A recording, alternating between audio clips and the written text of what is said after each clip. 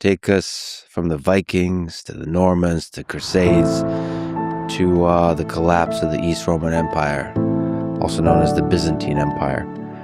There's a thread, I think, that connects the Vikings through all of it. So let's start at the beginning. Let's start with the Vikings.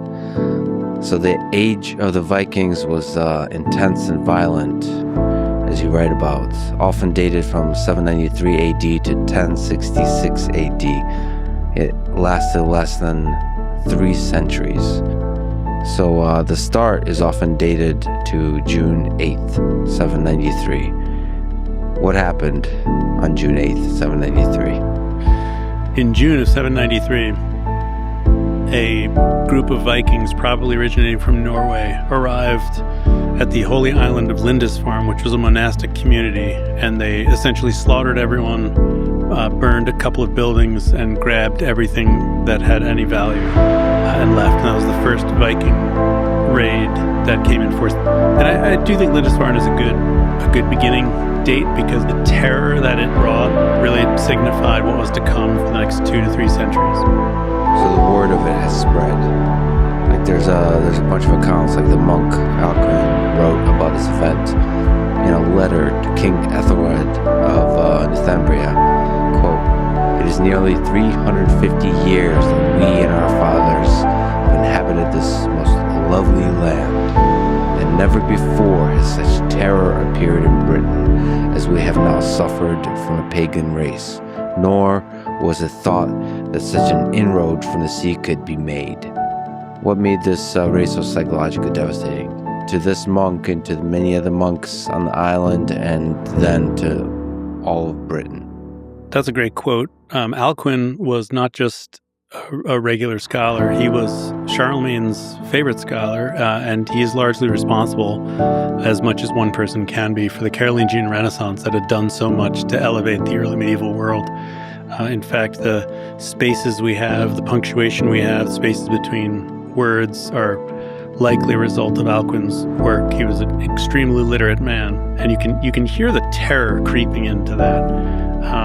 And part of that has to do with monastic communities, the church, and what they thought a monastic community was. So the church was viewed as a sacred place. Everyone in Europe, everyone in quotes, is nominally Christian, and the church is an area of safety. It's a literal ark from the troubles of the world that you can flee to. I believe there are even rules in England, for example, that if you had killed someone, you could flee to a church, and the civil authorities were not allowed to enter for up to 40 days. So you could have sanctuary there. And to violate this would have been the worst possible offense you could have given, which is why, Thomas Becket's murder is so horrible in England. And the monks had dedicated themselves to a life of studying the Bible, to copying scriptures, to prayer, to removing themselves literally from the temptations of the world. And so they would seek monasteries that were remote. And the most remote locations you could find were islands in the North Atlantic, because it's just so difficult to get there. So the ocean was considered a place of safety. Not sailing on the ocean, but these islands were literal havens of peace and security and closeness to God. And so the fact that the Vikings hit this place, of all places you could hit, was the worst, the most terrifying kind of offense against medieval sensibilities. So there's a kind of line that you understand you don't cross.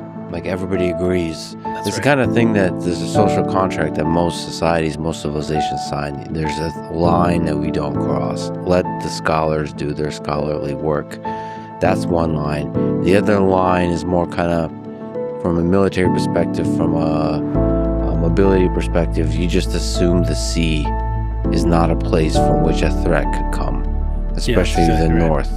Yeah. Sort of your conception of the world is shattered by, one, the brutality that can come, two, that the sea can bring a threat, and three, that you don't give a damn about any of the lines that we as a society, as a Christian society, have established. Yeah, that's exactly right. I mean, even Alcuin, I think he writes a little later on that the dead were left as dung in the streets. So he's describing dead monks as literal dung in the streets. And who would do this to men of God? Inhuman monsters. So who were they, the Vikings, coming from the north, how did they think of the violence that they were doing? And that's a very good question, because it brings up a central problem of looking at the Vikings, which is the story is almost always told from somebody else's perspective, largely from the pens of those they're attacking. So they're not going to come across well. They're often portrayed as demonic and inhuman. The Vikings themselves, though, as much as we can piece together from archaeology, from the stories they wrote later. But that was another problem. Their written alphabet, the runes, it was mostly used for spells, name your sword, things like that, curse someone, but it wasn't really useful for writing long poetry or literature. So the only Norse literature we have comes at the end of the age when they had adopted the Latin alphabet. So you can almost never see the Vikings in their own words as they saw themselves. But we can piece certain things together. Most importantly, Viking was not their day job. They were mostly merchants and farmers, mostly farmers, who lived in little bays called viks in Old Norse, which is probably where we get the word Viking from. One other note about how hard it is to tease apart what's happening here is the English and the Frankish and the Irish writers all call them Danes, no matter where they came from. They didn't stop to ask, now, excuse me, are you from Norway or are you from... So they're all called Danes or pagans, heathen or Northmen. So this is not very helpful in figuring out where they came from. The language was interchangeable. Old Norse was spoken in all three of those Scandinavian countries. But living in the north, so far up near the Arctic Circle, that's at the very limit of where technology at the time could allow humans to survive. And that kind of harsh climate bred, I think, very hard people. Mercy was not a quality they seemed to favor, value. There's a very famous story of a Swedish Viking putting a sword in the crib of his newborn son and saying, "May you have nothing in this life but what you can gain with this." And I can't imagine doing that. To any of my children, putting a gun in the crib, or I'd be carted away. But I think that kind of underscores the kind of violent life that you could expect as a Viking. I mean, strength was valued more than anything else. So the understanding of the world is harsh, and that strength is the way you must face that world. So when you have those people, especially the ones that self-select to get on a boat to face the ocean with all the uncertainty, that results in the kind of brutality that we got to see. I think so. I mean, the way they would build their ships, they were clinker built, so they were overlaid like planks overlaying. So they were undecked as well, and so they'd have tents. So can you imagine crossing the Atlantic, the northern Atlantic, with these huge waves splashing over, with an inch of oak between you and the ocean? I mean, the amount of bravery that must have taken to undergo is astounding. Plus, they didn't have a compass.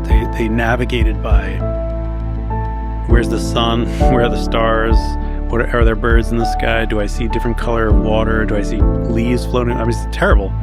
For traveling 2,000 miles, it's not great. So it's kind of an intrepidness to them that I think is part of the reason why they're so fascinating to us in our sanitized, more or less sanitized world. That this incredible courage to do this, and some horror at what they did on the other end when they arrived. But we'll talk a little bit more about their religion, but they do not view the Christian God in particularly flattering terms. I mean, to them, he's a weak God who won't protect his adherents, and they can just come in and plunder as they. One Viking famously says, "On land, I'm a Christian. When I'm on the sea, I worship Thor." It was very much the kind of pragmatic take that the Vikings had. Yeah, they're gods, and they have many, but Odin and Thor are pretty hardcore gods. So everything, just their whole philosophy on life is pretty hardcore. Probably some of the toughest humans to have ever lived. I think so. Yeah. I mean, their gods are horrifying. They're polytheistic. There was no universally accepted head god. I think Marvel has also led people astray in this. Well, we'll talk more about